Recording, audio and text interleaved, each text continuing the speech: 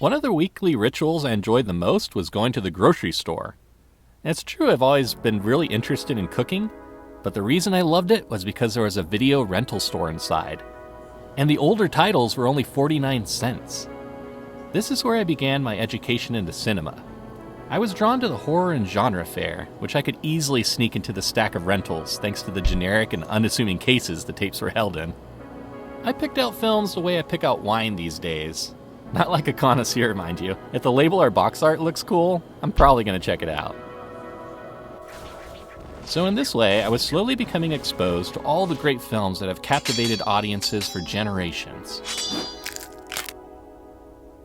Because of the low cost of rentals and the fact my family was stretched thin financially, the humble grocery store rentals were the most common. Occasionally, though, we had perused the larger video store chains. It was here, Hollywood Video to be precise, where I would discover the wonderful world of anime.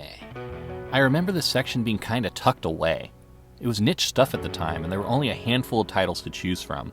The titles, though, wow. I had never seen a mature animated film before, and it was incredible. There was violence, sure, but there were also films like Blackjack, following the adventures of a skilled surgeon. Very adult subject matter done with a high level of respect and artistry. It was captivating. Life was still a crazy back and forth experience for us kids.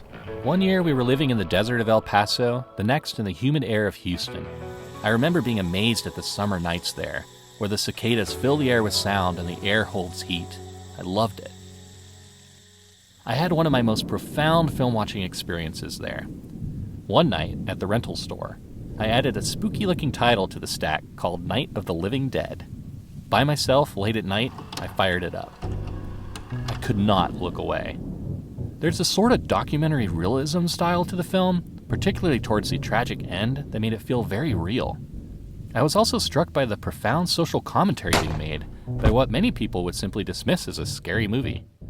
I was already intrigued by the horror genre, but now I was hooked.